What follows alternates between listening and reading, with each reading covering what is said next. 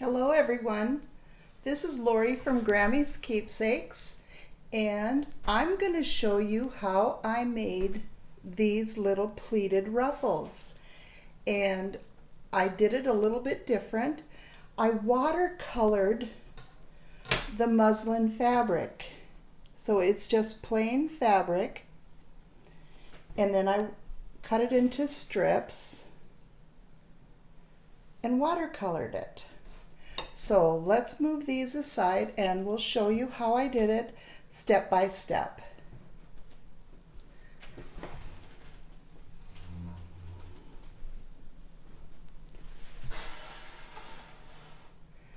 Get my little sheet in place so I know where I'm at.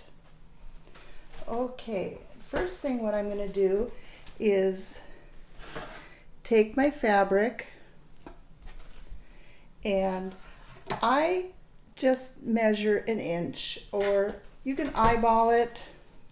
You can make them however wide or narrow you want them to be, but just go ahead and make a snip in the selvage like that and rip. And I'm using 44-inch wide fabric. It's 100% cotton. This is muslin. You can use any kind of fabric that you'd like. But then what I did was I ironed it flat because I didn't want all these curls. So I ironed it. So we'll put that one aside. And I'm just using my watercolors.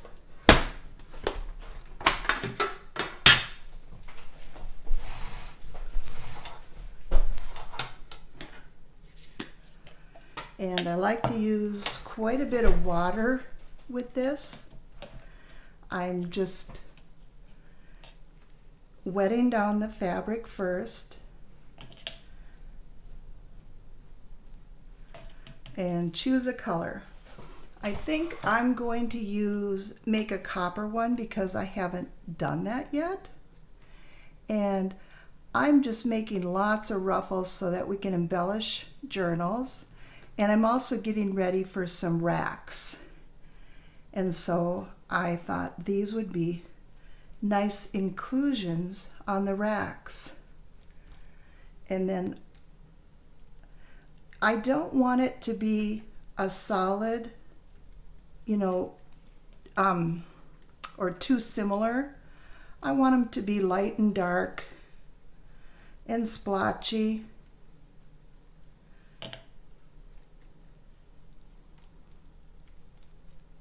And I don't want it perfect at all.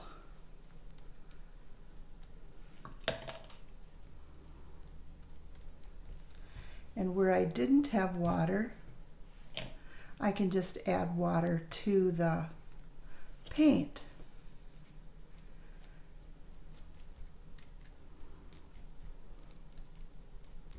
And of course you can incorporate another color into it also.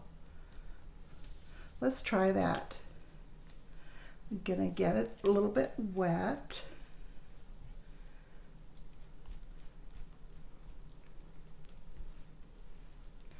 And you don't have to use a full length of 44-inch wide fabric. You can use any that you want. And the way I do my pleating is I get about half of it. So I'm just adding a gold. It looks like it's pretty similar. Might be the dirty water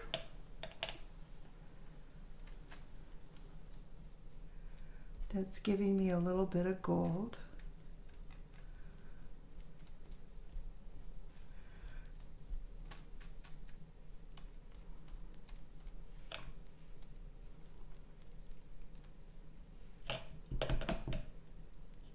I'm going to add a little bit of yellow and see what that does.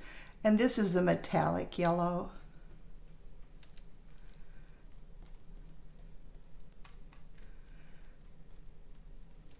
And I just like to play.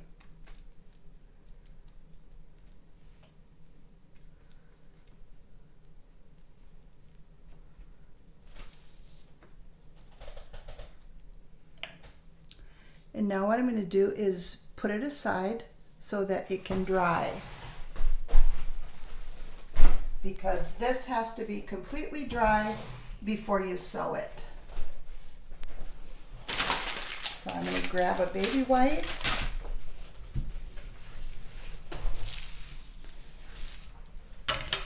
and I'm going to get ready, bring my machine out.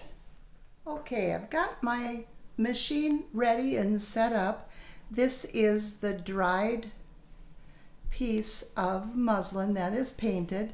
See, it does go through sometimes to the other side, but that's okay because that's going to be glued down or stitched down to our journal pages or tags, cards. So I'm just going to go ahead and put my presser foot in the center of the muslin fabric, and I'm not going to be real fussy. If it's going to go on the side, that's okay.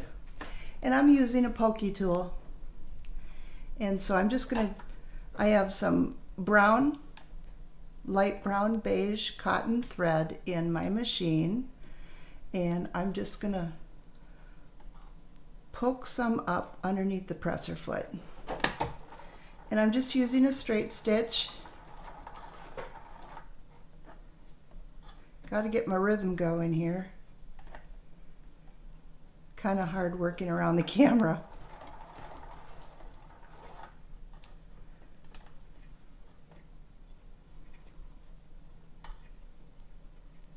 Alrighty.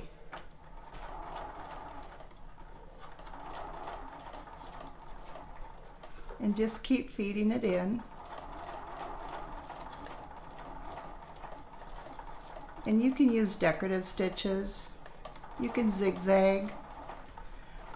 You can add a decorative thread, yarn, or fiber, lace, anything to it.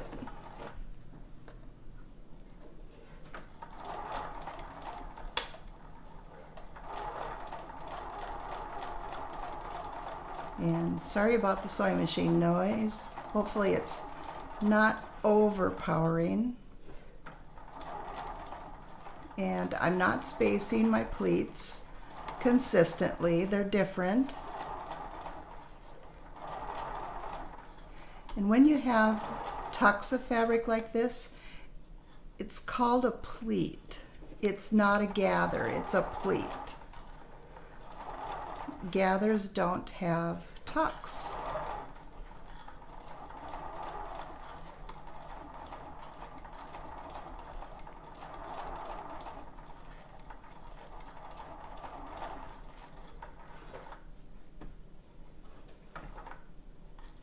And I always want to make sure that I'm not going to run over my pokey tool also.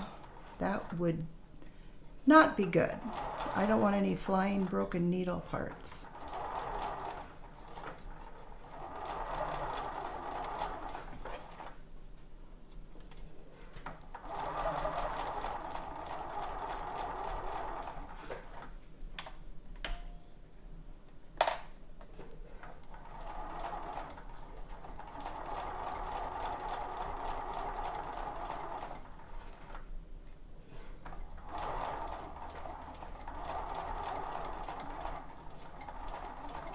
Okay, we're almost done.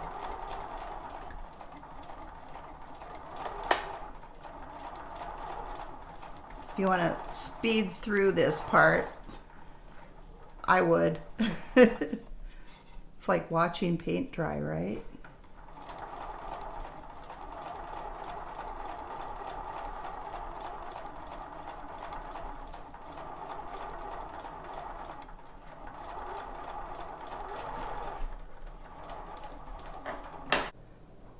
Our little ruffle. And here's the others that I had sewn earlier, but this is so much fun. Get your watercolors out. Have some fun. There's no rules.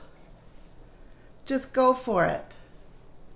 Thank you so much for watching, and have a creative day.